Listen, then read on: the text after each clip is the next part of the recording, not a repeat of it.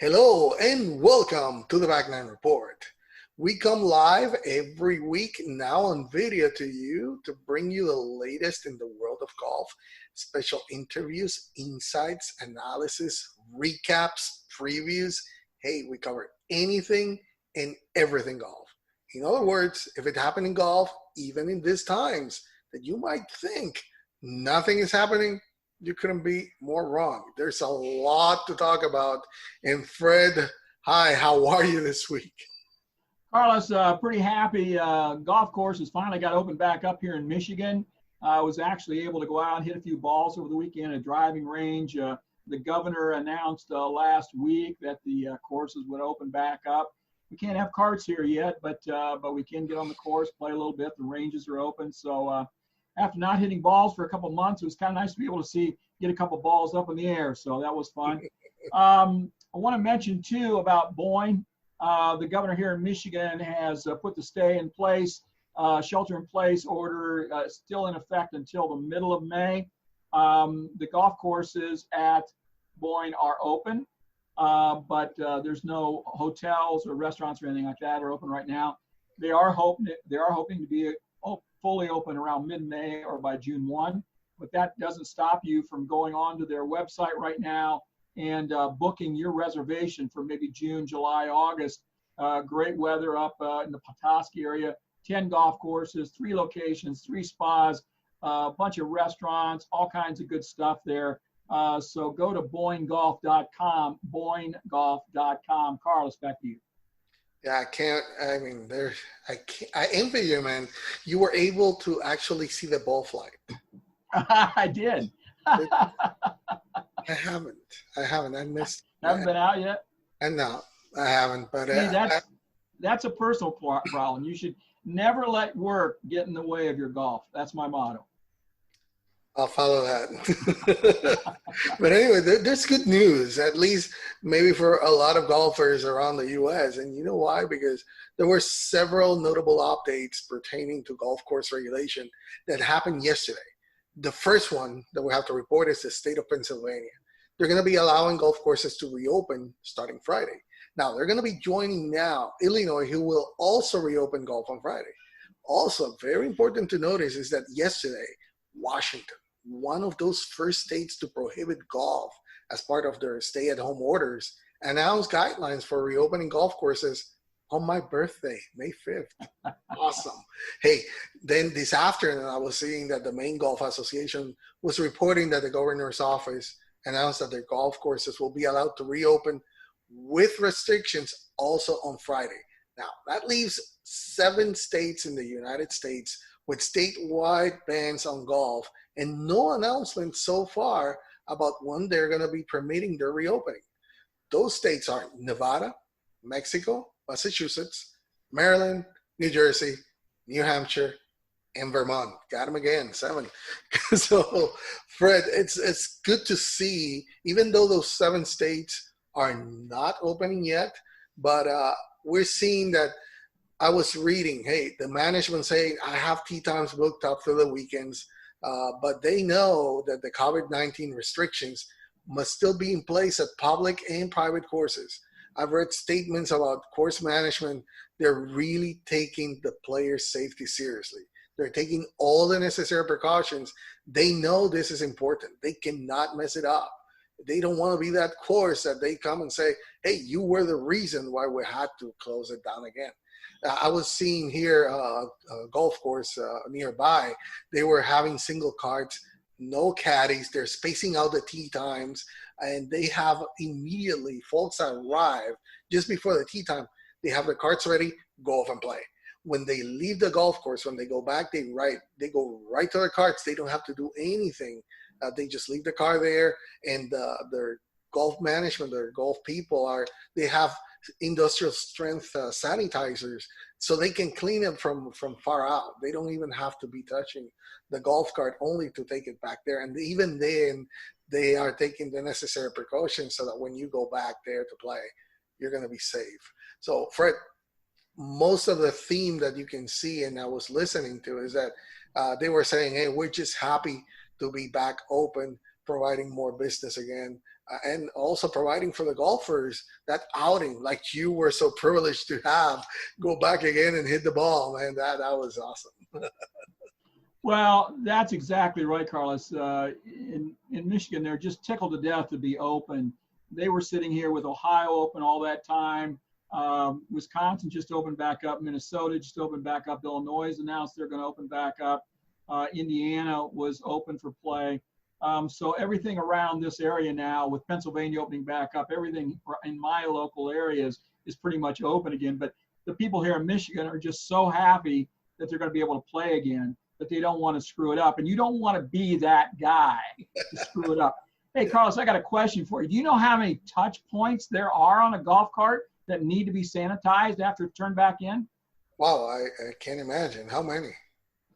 My thought, and French Lick put together a great video. You can go to YouTube and just Google French Lick golf cart, and it'll come up. It's about a 10-minute video. It's fantastic. Dave Harner, the director of golf there, put it together. There's about 26 touch points that have to be sprayed down. I would have guessed about 12, right? You got the steering wheel, of course, the seat, the cup holders, the ball holders, all that kind of thing. The grip handle beside the seat, the sand bottle around the strap that goes around your bag, the clasp, you need to spray that down, the basket where you reach in and out. And that's just on one side, and you go clear around. But all this stuff, it blew my mind, everything that had to be sprayed down. But the golf courses are doing a great job of making sure that's done. The state golf associations have gotten the word out to the courses, what they have to do, the measures they have to take. They're doing a great job with it. Excuse me, losing my voice here. And so, again, you don't want to be that guy that causes your cars to close, or the health department come up and say, hey, you're not abiding by the rules. There's even signs on if you have to go inside the shop to pay, there's a sign, no more than 2 players inside the clubhouse at a time. So you got to wait outside and get in line and go in and take care and then go back out. And all the rules, we've gone over those about, wipe everything down with your own sanitizer that you take with you. Keep your distance. They don't handle the flag stick. No rakes on the golf course. Don't rake the bunkers. All this stuff. Just follow the rules. I know it's contrary to a lot of people's methods. Mine, I don't like rules. I'm not a very good rule follower. But in this case, I will do it just to protect the golf course and make it safe for all the other golfers out there, Carlos. So I hope everybody will do that as well. No, definitely. And let me show you everyone a little chart. Can you see the chart right now that I have? Yes, you can. That is from Golf Now. They surveyed 5,310 U.S. partners to see the percentage of U.S. golf courses that have closed due to the COVID-19. And it's every day since this started, which was on March 14th. So you see the graphic going up all the way there to the percentage of more than half of the golf courses across the U.S. were closed at the April 21st mark. That was like the peak. It's about a 52% there that closed across the states. Now they have started to reopen. So you see the bars going back down, and that the last one is today, the 4/28, April 28th, and it's just above 45%. It's about 47% that are closed. We're expecting now with this new reopening orders that are happening. I'm going to be closely watching to see next week if there's a change drastic on that graphic. It's interesting to see how many golf courses really close. I mean, I would have imagined that it was like close to 30-40%, but to actually see that it reached more than half the golf courses in the U.S. When you got whole states that were closed down, I mean, like Michigan is like the third highest number of golf courses in the nation. They have like 800 golf courses. So when you got 800 golf courses closed, that's a big percentage right there. It is, but we're just happy to see that everything is starting to resume slowly but surely. And one thing that is important now, if we're starting to see, and I know this is a far reach maybe, but starting to see at least that the golf courses are opening. So conditions for play and the courses are being conditioned again. That at some point will signify, okay, maybe that will allow the players to get back into shape and start to be ready for when golf actually resumes. So that's good news in that sense. Golfers are going to have that out to go out and practice and start to play some rounds and start to get back in shape. It's not tournament shape, but at least they're going to have something that they're going to be able to do for it. So one of those players that is eagerly waiting to come back again and play is Jason Day. But the interesting thing about him is that he's been plagued by injury and illness in recent years. And when the PGA Tour resumes, he will be up for what you can call it the Tour Golf Marathon Test. Why? Because he has a schedule of 11 tournaments in 13 weeks when Tour Golf returns. Here's the lowdown. The PGA Tour, as we have mentioned, announced last week that they are aiming to restart the season mid-June. That means that the revised schedule will consist of 14 tournaments with virus testing to be conducted on site, no fans attending at least for the first 4 events. Fred, I know that considering the chronic back that Jason has, I see this as an enormous undertaking for him. I mean, he not just a month ago, he had to withdraw from the API because of that same chronic back injury that he has. And we have documented and talked about all these injuries and all the things that he has had. Playing 11 times in 13 weeks, that is just too much. I know that he's saying that the only way that he's going to have a chance to compete and win the FedEx Cup, which is his goal right now. But wow, it's going to be really tough for him. I don't see that happening for him, Carlos. I see injury in his future, especially the last 3 or 4 years. He's been plagued with injuries every year, wrist or back or shoulder. He had the case with vertigo back in, 2015 out of Chambers Bay. Mm-hmm. A lot of stuff seems to be going on with him all the time. So, he is only 32. I know that's today that sounds a little bit older actually for a male golfer because they seem to peak in their mid-20s now. It used to be 32, 33, 34. That was the peak time for a male golfer. But now they peak a lot earlier because of the demands of the swing and the travel and all that kind of stuff. But he is 32 now, and I just, with all the stuff that he's had, although he's got several good years left, I'm afraid he might be putting himself at jeopardy for the rest of his career if he plays too much now. He might do some real damage to himself and hurt something really bad. 11 out of 13 weeks, that's unheard of. These guys usually play 3-4 weeks max, and then they take a couple weeks off. It just seems like too much to me. I'll be curious to see how he gets along, but I'm really afraid that that injury is going to be in his future, Carlos. Yeah, if I were him, like a lot of the other golfers, pro golfers, this year is going to be just an anomaly. I would get ready for next year. I know he's very competitive. He wants to go out and win, but he should concentrate on, let me strengthen that back. Let me see, I don't know if there's any other treatments out there that he can seek and try. He might even talk to Tiger. He has a good relationship with him. See what was that Tiger was doing, what he can, recommend to him. But I'm like you. I think he's just a back injury, a bad swing waiting to happen before that flares up again. But I hope we're wrong and he can play those 11 tournaments and show great. He's the one of those great players that you enjoy watching him play. He has all the tools. He's fun to watch. He has this going about him that you just want him to go out and win. He's a former world number one. He knows how to win. I hope really he doesn't go down with an injury. And we can only wish him the best. So hopefully I'm going to tell you, Carlos, we've talked about the compressed schedule that started last year, and it was going to be even pressed more this year with the Olympics. Now that's all changed, but once the tour really gets going in mid-June or early July, whenever it finally does kick off, and all those tournaments between then and the end of the year, guys are going to probably try and play too much, and there's going to be more injury, Carlos. Jason Day is not going to be the only guy. I'm telling you, there's going to be a lot of injury problems between July 1st and the end of the golf year. And the problem, you know what is, next year, if the Olympics remain to be played next year, then they're going to have another compact schedule. So it's going to be like a full year of playing constantly. So we're going to have to pace. They better start pacing themselves.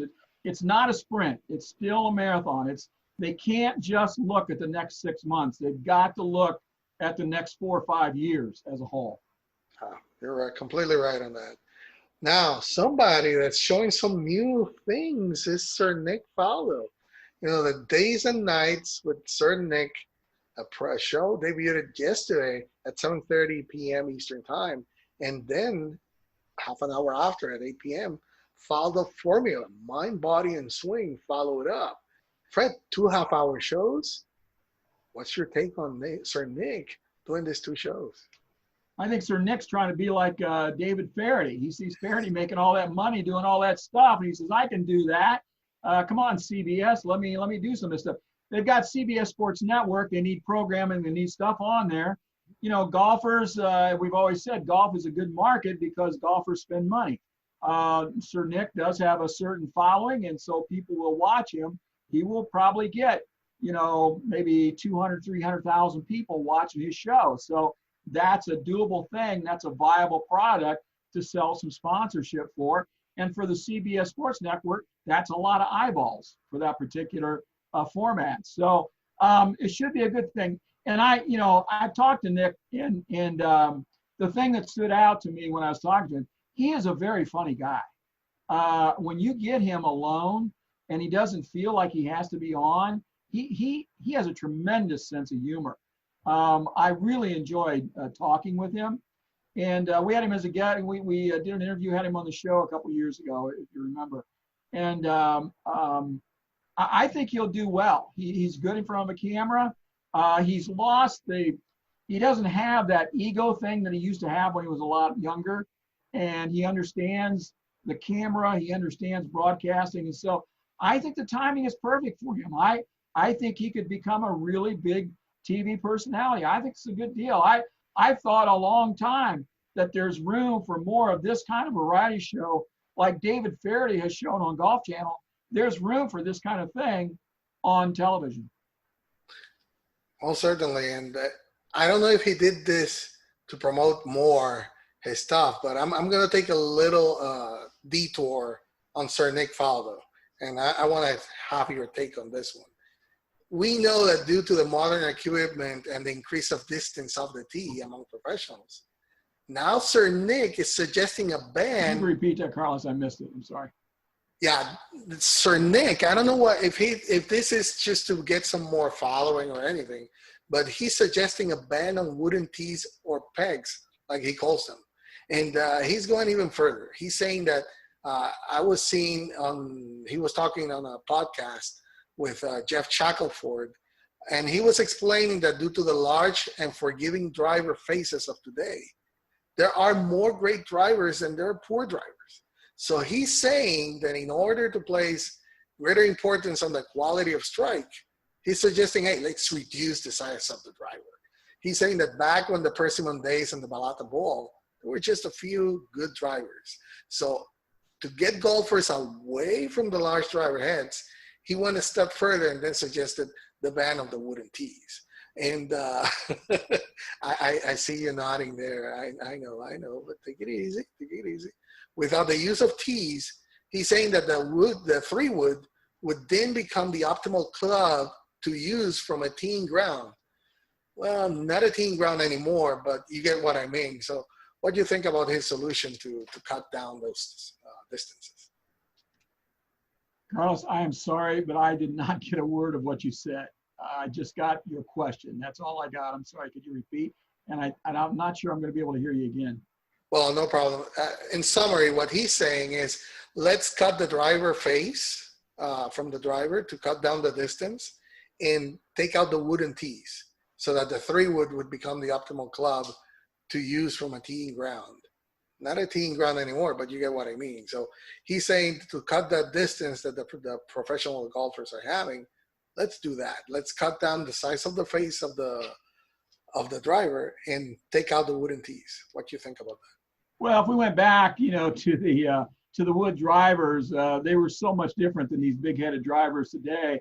But you've still got bigger, stronger athletes. You've still got, the great shafts and all the other technology, the ball technology. So, yeah, if you had to hit a 3-wood instead of a driver, okay. So, most guys can hit a 3-wood now almost 300 yards. So, they hit the driver 345, the big hitters, 335. Yeah, you might save 30 yards, which is quite a bit, I guess. So instead of hitting a wedge into a green, maybe you're now hitting a 7-iron or an 8-iron. So that gets it back to what it used to be. That might be one thing to consider. I don't know if USGA is looking at that or not, but I think they want to change the ball more than anything. But that would be something to consider. But the equipment manufacturers would start screaming bloody murder if that was the case. Is either the driver manufacturers or the ball manufacturers. Somebody's going to scream there. Yep. But it was interesting to see him at least suggest that. Now, there hasn't been much golf action, but that hasn't stopped the golf bettors from taking their action into the sporting events. Because now the mini tours, and we have been talking about, the mini tours are still playing. They're still going. So the golf bettors say, hey, I'm going to bet on that. There is action down there. So they're taking that play action for betting on golf to the mini tours, which is really giving them more and more exposure. And we also know now that the Tiger Woods, Peyton Manning, Phil Mickelson, Tom Brady is a go. And right now, opening the bets, Tiger Woods and Peyton Manning are the favorites right now to win. And of course, you have to see Tom Brady start the trash talk. I am going to love this because Tom Brady, Phil Mickelson are the master trash talkers. And Tiger and Peyton are not too far behind. And already Brady took out the very first salvo saying, I never had a problem beating the Colts and Tigers before. Don't see that being different this time. So they're starting to play it up. That's the only way I think they're going to try to get somebody to start watching that because honestly, it's just for show. And that is just going to be the way that they're going to play it out. We did not like match one. We were not for it in any way, shape, or form. We didn't like it. Playing for the $9 million with just Tiger and Phil, that was no good. We did not like that. This match two has a whole different feel though for it. It's all going to be for the charity. They've got Peyton Manning, they got Tom Brady in with them. That should be fun, playing the two-man best ball kind of thing. But you can tell times are really bad, really tough when gamblers are forced to bet on mini tour golf. That is so hilarious to me. I got to bet. I got to get wagered down. Where can I bet? Oh, boy, they got some minor tours, some mini tour events in Arizona. Let me bet on those. And did you notice, the Cactus Tour, which is the women's tour, they limit their fields to about 20 ladies. They're getting 3 times the action that the Outlaw Tour is getting because the Outlaw Tour has like 60 players per event. So the odds are better betting on the women, even though they don't know who they are. They have no clue what their game is like, but they got to bet on something. So they're betting on the mini tours. I found that just hilarious. And then Woods and Manning are huge favorites with the bettors right now for match 2 over Phil and Tom Brady. But this whole thing, it's a different format. It's a better timing. There's nothing else to talk about right now. So they're getting the media pretty much all to themselves. You've got adding Brady and Peyton Manning was brilliant. You've got 2 very popular football players known to millions of sports fans. So they're going to tune in and watch just because of those 2. You've got all the money going to charity. And then, like you said, you got the trash talk already started. And Brady's showing that he's no slouch at that. And, Manning will come up with something because he really has a tremendous sense of humor. That brings up something else. Peyton Manning, I don't know if you're watching any of his little shows on ESPN, the history of football. They are so well done. I enjoy every one of those.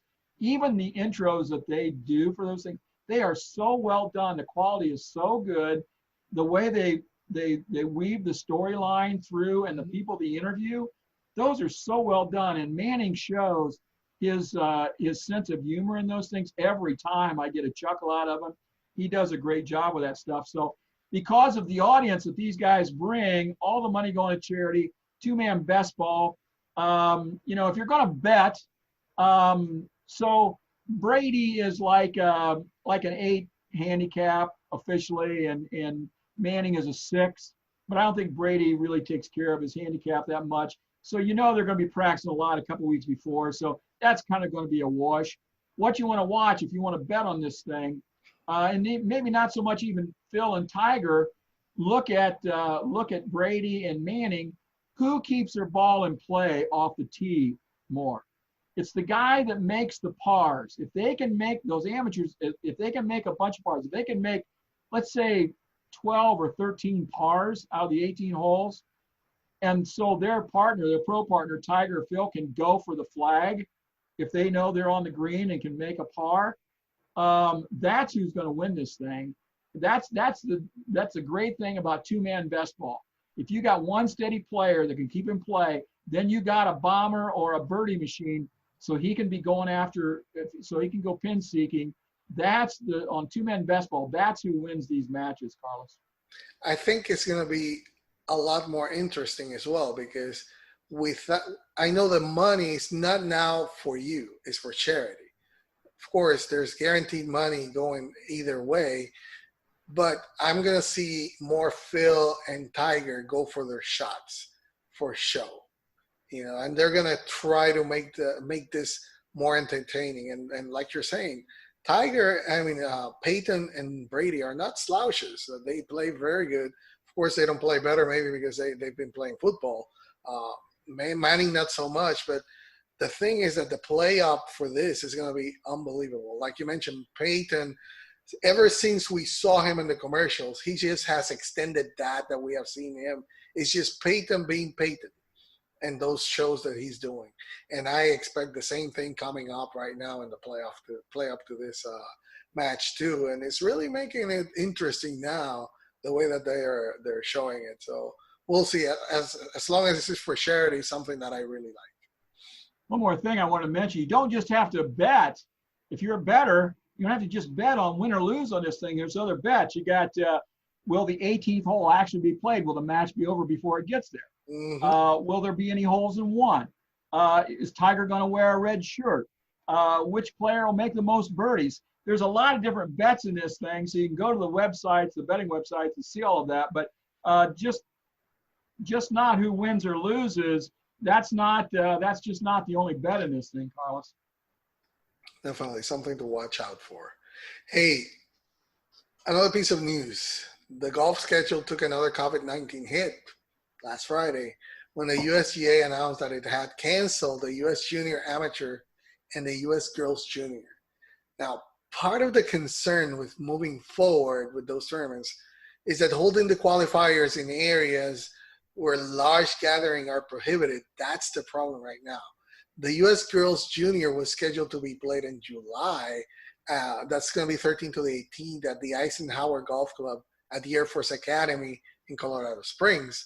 The Junior Amateur was scheduled for July 20 to 25 at Hazeltine and Chestertown in Cheska, Minnesota.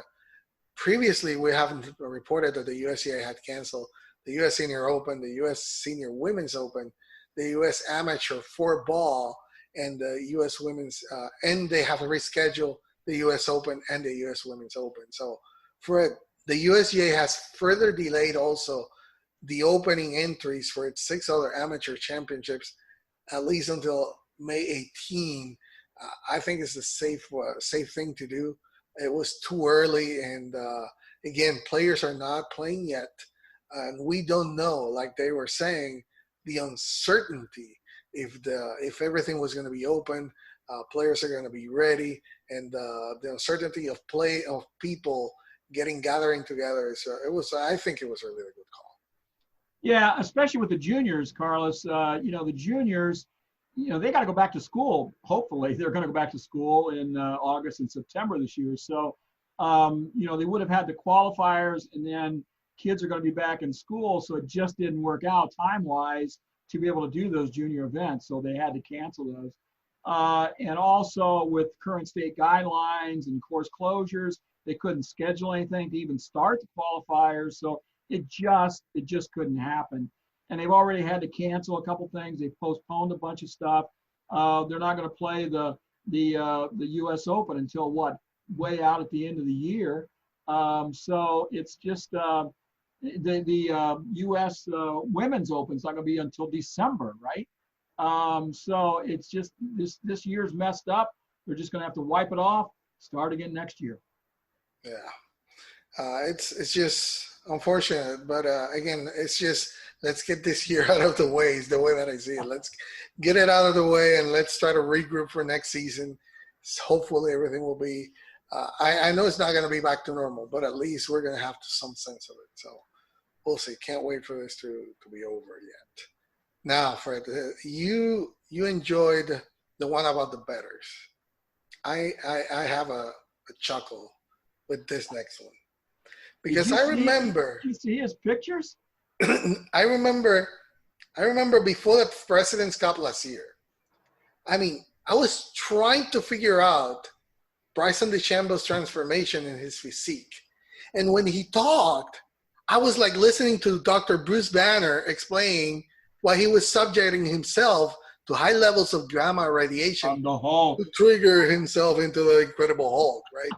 So DeChambeau back then, I'm saying only because right now it's ridiculous, 25 pounds of muscle to get to 220.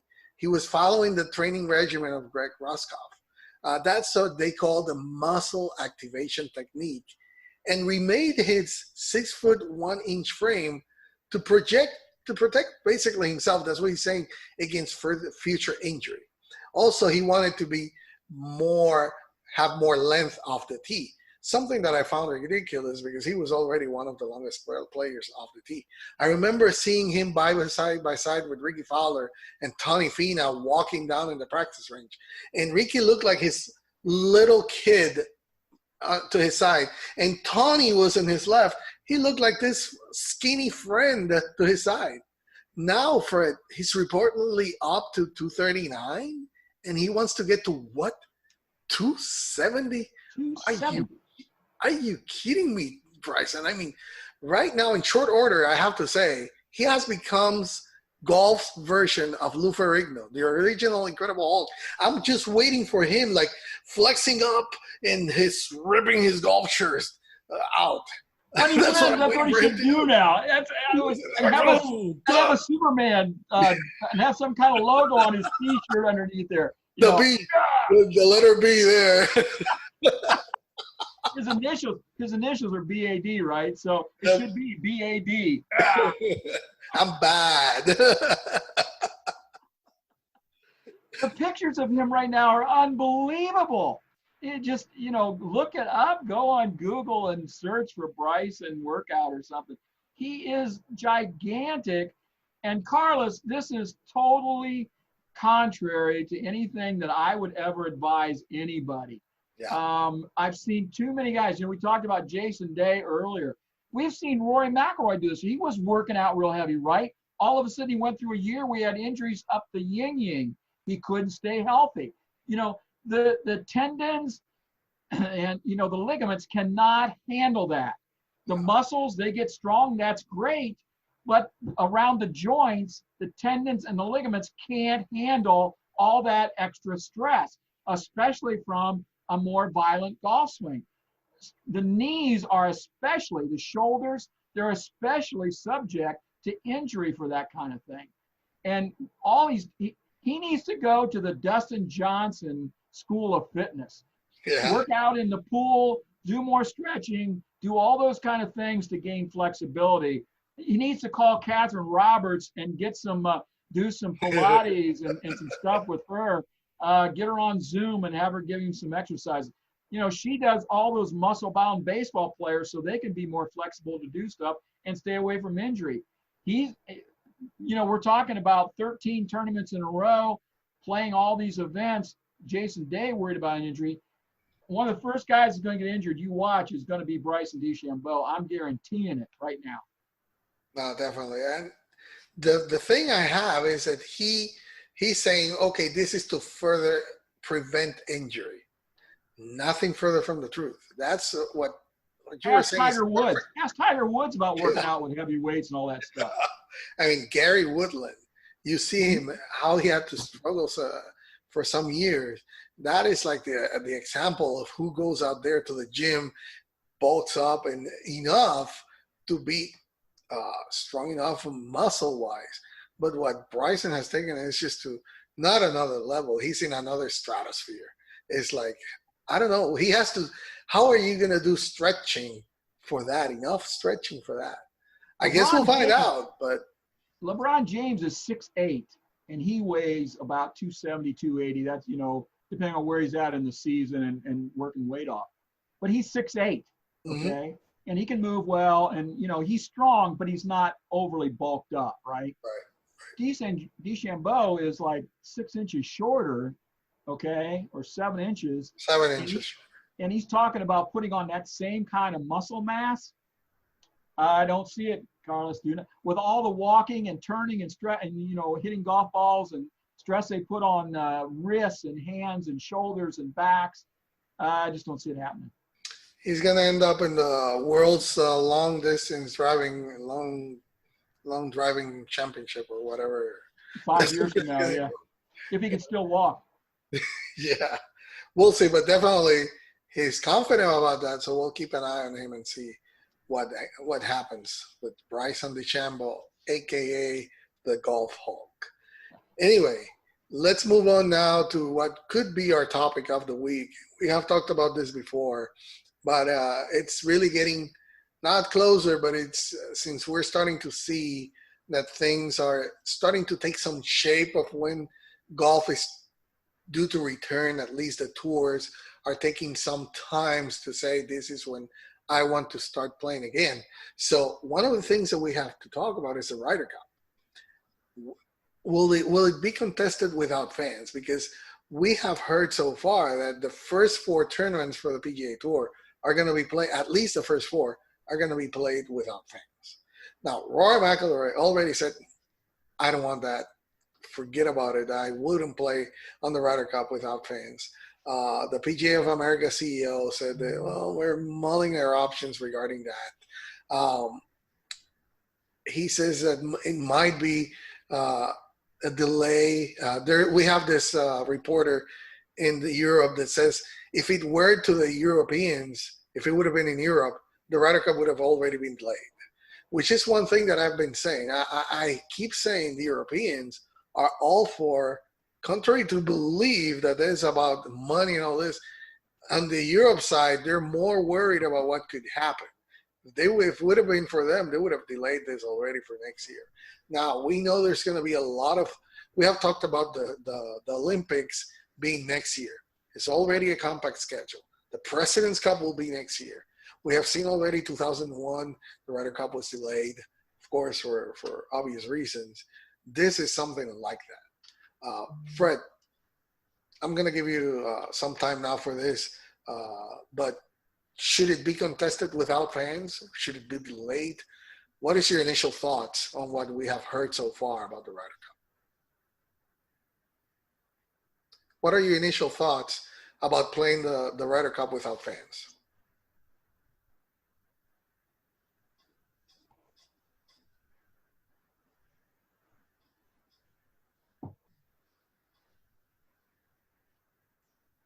Fred, what would be your thoughts about playing the Ryder Cup without fans? Okay, so we've heard also from the European side that if it would have been up to the Europeans, they would have already delayed this until next year. So contrary to a lot of belief that the Europeans would go for it because they have to do it because of the money, no, it's not that way. If it would have been there, what we've been saying is they would have postponed it already. But it's very difficult. We know that the scheduling is going to be even harder for next year if they really delay this. The Olympics so far would be next year. We don't know when they're going to be taking a lot of these tournaments that are postponed until next year. Uh, it's really, really tough because you have the President's Cup as well. We know that this has been done before. 2001, it happened. They had to delay the Ryder Cup for 1 year. So you move again the President's Cup. But it's not as easy as just saying, okay, let's take it up and do that. So the option is let's play without fans. Rory has said that there's some players, they don't want to do that. The Ryder Cup, really, you depend a lot on the fans, feeding off of the fans, which will take away. I can understand the tournaments if you take away the fans, but the Ryder Cup, that is team play, and it's for the fans, really. That rowdy there, and the Americans rooting against the Europeans, it just takes away everything that the Ryder Cup stands for. So do you see it happening without fans? I see the Ryder Cup going off, and I see the Ryder Cup having fans. They may have to limit. They may not have the 70,000 every day like they had up at Hazeltine. That place was just jam-packed. I mean, it was unbelievable. It wasn't over in France, but it looked like it was pretty full there as well. They will probably limit the course maybe to 20,000 or something like that. But I'll bet they're going to have it. There's just too many things involved, Carlos. Number one is the money. It's money for the PGA, okay? And these people like their money. They're not going to want to turn that away. European Tour, they won't say they need it, but they really need that money every 2 years. And not only that, even a bigger impact is to Milwaukee, Kohler, Wisconsin, northern Chicago, that whole area up there. That was going to be $100 million pumped into that area. They don't want to lose that. They want that to happen. So that's number one. Number two, when are you going to move this thing to? You're going to move it into the presidential time slot, the President Cup time slot next year?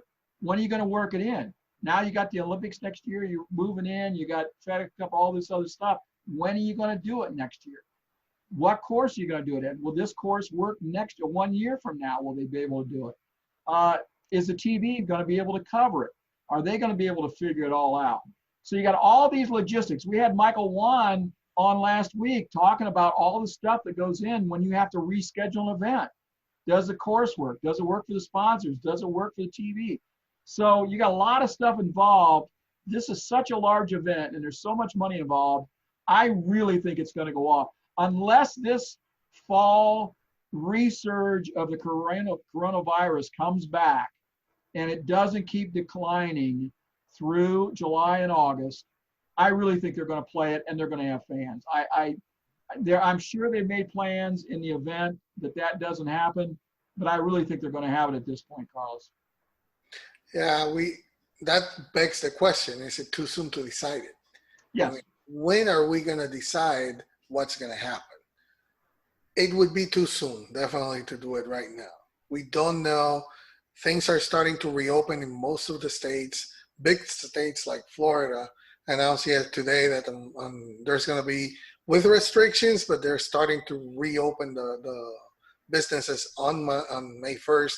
Here in Texas as well, the governor said, hey, there's going to be malls, movie theaters, and some of the retailers, restaurants, they're going to be opening to 25% capacity. Same thing is going to happen in Florida.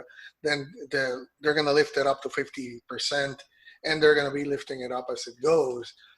That's going to be, like you're saying, very important. If it doesn't come back and races up again, if there's not a resurgence of it, we can certainly see that even with precautions, there would be fans at the Ryder Cup. And again, if you don't have the fans on the Ryder Cup, you better not have it. There's absolutely no interest whatsoever. And I think not only we already heard from Rory, which will be the most influential player from the European side. We haven't heard maybe from Tiger Woods, or some of the other prominent players in the U.S., maybe Brooks Koepka. Brooks Koepka have already said, hey, he wouldn't do it as well. So, but if a Tiger Woods comes out and say, "Hey, no, without fans, we're not playing," you already have Tiger, you already have Rory. You have to listen to. I know Paul McGinley, the former captain, said, "Hey, you have to keep open mind to this fan-free Ryder Cup." I really don't see it happening that way, but so far, I'm optimistic that things are gonna get better, and somehow, even with restrictions, you can have, like you're saying, and you propose, hey, let's just have maybe 50% and spread them out. Well, take everybody, if you want to use masks. There's a lot of ways that you can do it and keep people safe and still give a good show. Unless, like you're saying, there's a resurgence, it's going to happen, and it has to be with fans. Now, would it be the same without the interaction? Again, that's my question to you. Would it? How you feel? To me, it wouldn't be the same thing. Seeing the roaring of the fans there, rooting against the other team, the Europeans, because it's going to be here in the States. I mean, what's your thoughts are, and some final comments on Yeah, number one, you talk about drop dead date. I was thinking about this while you're talking. I would think that the end of July gives them, it's 2 months out. So it's September the 25th is the start date. So by the end of July, by the middle of August, maybe middle of August would give them 6 weeks lead time. So I would think a drop dead date would be probably the end of July or by the middle of August at the latest to decide exactly what they're going to do, whether they're going to have to cancel or not. Are they going to limit the number of patrons, that kind of thing. And number two, to answer your question, the Ryder Cup would lose a lot of its appeal if it didn't have fans there. The rowdy fans, they are part of the show. They really make it. You've only got four matches out on the course at one time. There's not that much action going on, during a Ryder Cup. So there's not that many players out there. A lot of it becomes about watching the other fans and what they're doing and the roars and all that kind of stuff, the different clothing that they're wearing. So yeah, it would lose a lot of appeal. Now, a regular golf tournament, like if they want to start playing in June with the Charles Schwab, I have no problem watching it on TV. I don't care if there's fans there or not. It just doesn't matter to me. They're not, at a regular golf tournament, the fans really aren't an issue. I can watch it at home and get just as excited about it as if there's fans there. But when there is something like this Ryder Cup or the Solheim Cup, the fans are a part of that, and so you want them there, Carlos. Definitely. I wouldn't. I think we agree. If you don't have fans, you have to definitely not play it. I mean, it's not worth it. And I think pretty soon we'll start listening from some other prime players about their opinions of this, because time keeps coming for them to restart their season. So the questions are going to be there. But we'll keep, again, like everything, this is a flexible situation. We're evolving on it, and we'll keep you up to date on what's going on and what's going to happen. Now, let's talk about this. Last Thursday at 10 a.m. Eastern Time, Titleist, FootJoy, Vokey, Scotty Cameron, and Cages started providing golfers with an opportunity to tee it up with a top-ranked tour player, schedule their next golf lesson with a world-renowned instructor, get fit like a professional, or even experience Pebble Beach with a famous local resident while chipping in to make a difference with the COVID-19 relief charity golf auction. Now, this is going to be a week-long auction that ends on April 30th at 9 p.m. Eastern Time. It's going to be comprised of various experiences, including some one-of-a-kind experiences like the ones that I just mentioned. The good thing about it is that 100% of the proceeds from these one-of-a-kind experiences will benefit the relief efforts of 3 very deserving organizations: the CDP COVID-19 Response Fund, the United Way chapters of Greater New Bedford and San Diego County, who is really supporting the local communities where the majority of the Titleist and FootJoy U.S. associates work and live, and the Gulf Emergency Relief Fund, which is dedicated to golf industry professionals, including the countless caddies, course superintendents, employees of local state golf associations, and the PGA of America and LPGA professionals. Fred, this is another example of what Golf Charities Initiatives is all about. This is about a great OEM and its affiliated brands that are rallying together to do their part to raise funds and support the COVID-19 relief efforts. And we have to really salute them for it. Yeah, we talked about this last week. All the charity events that are going on to help caddies and personnel at the golf courses, and or just helping people in the community, or first responders and nurses and doctors and medical personnel. The golf community, I mean, it's just in our DNA, right? I mean, all these golf tournaments have generated so many billions of dollars to charities over the years. And even though there's no golf gimmick going on, golfers are still giving and, you know, helping charities out all across the country. We heard Michael Wan say last week, you know, that one of the things that really hurts, they can't have these tournaments. The charities that they benefit are really hurting for that money. And I know the charities in Toledo, Ohio, really need that money they get every year that the marathon doles out $500,000 a year, pretty much, that they give out to about 20 different charities. And so they really need that money to survive. But what people are doing now, creating all these charitable dollars and donations and giving time, it's just phenomenal, Carlos. And this is just one more example of that. Hats off to Titleist and Vokey and all the other vendors that have gotten together with this thing. This is really a big deal, and the stuff they're bidding on is outstanding stuff. So it's going to bring a bunch of money. I mean, what would it be to have April without Jim Nance's voice? I mean, I would just go for that one. I mean, show me about Pebble Beach, Jim. Tell me all the secrets. Just talk to me. I want to hear you. Talk to me. That's all I want. We can play Pebble Beach afterwards. Hello, friends. A tradition unlike any other. And there you go. Being with play his little par 3 in his backyard there.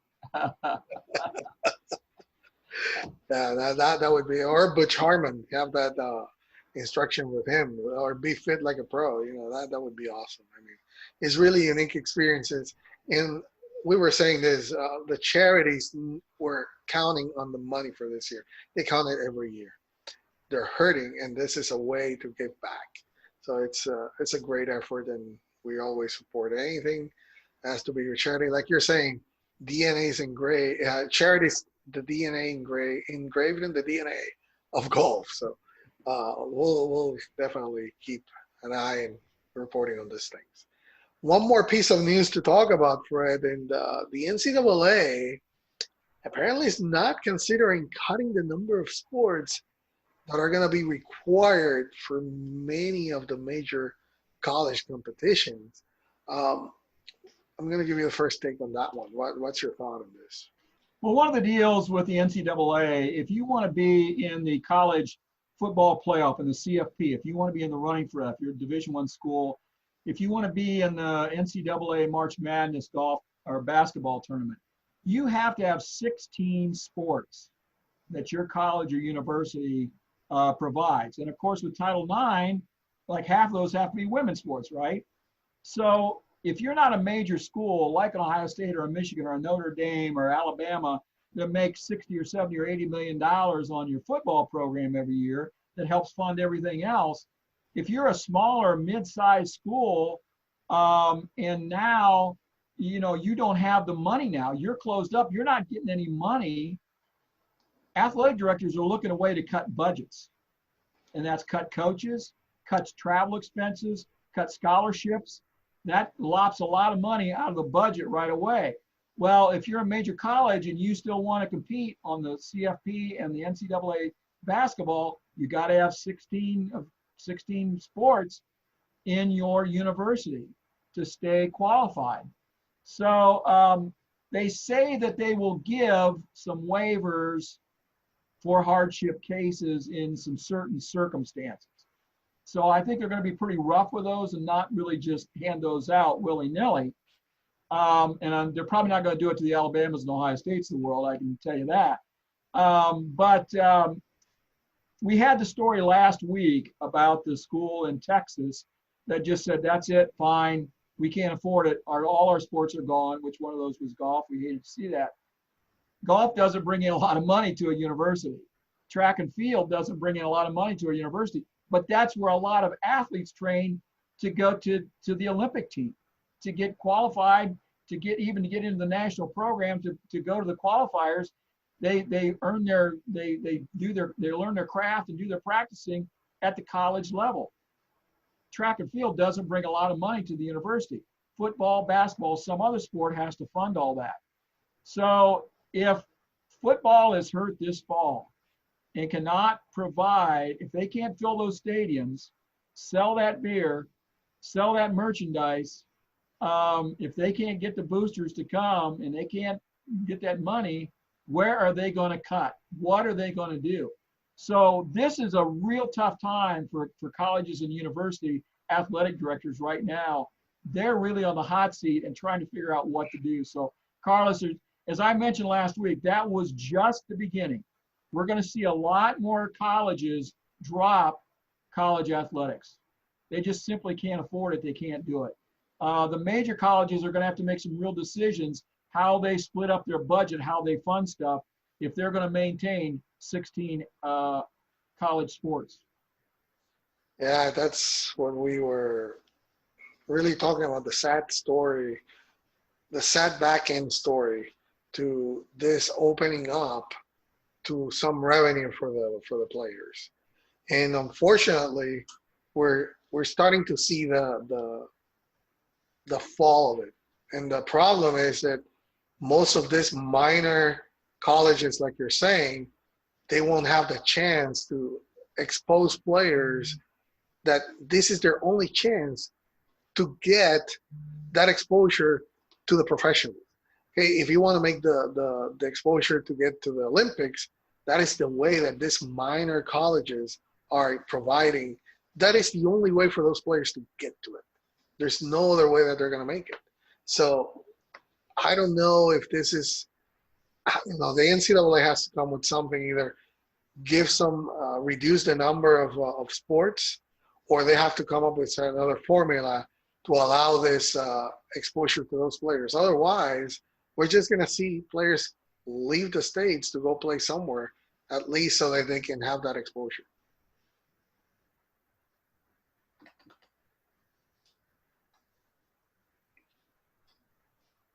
Any final thoughts on that, Fred?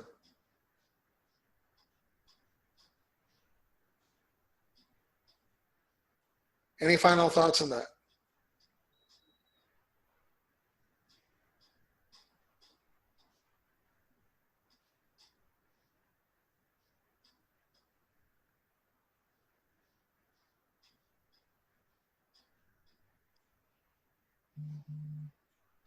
Carlos, if you're asking me for final thoughts on the NCAA and then compensation to athletes, we're going to have to see how that plays out. Athletes are going to have to do that on their own. They need the sports to be played before they can get the compensation, and the colleges have to figure out where they're going to get the money to be able to fund the sports teams. So, yeah, it's kind of a chicken egg kind of thing. How's it going to happen? It's going to be interesting to watch how it plays out over the next few months. Are they going to go back for fall semesters? Are they going to play fall football? Are they going to, who knows what's going to happen? We were talking earlier about high school events and high school football. It's a real crapshoot right now. Hopefully everything can continue on this path of where we reopen stuff and we can keep progressing. And by the time we get there, we can get back to full out sports. So I hope that happens. Carlos, back to you. All right, Back Niners, that wraps up another week of the Back Nine Report. Thank you for joining us. It's always our pleasure to bring you the latest in the world of golf. Don't forget to join us again next Tuesday here. And we have still the YouTube, iTunes, or TuneIn.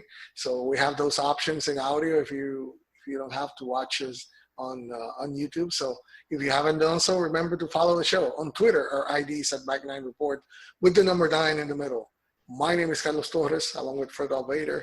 We wish you to be happy, be blessed, and enjoy the great game of golf. Happy golfing, everybody. Hope we see you on the back nine.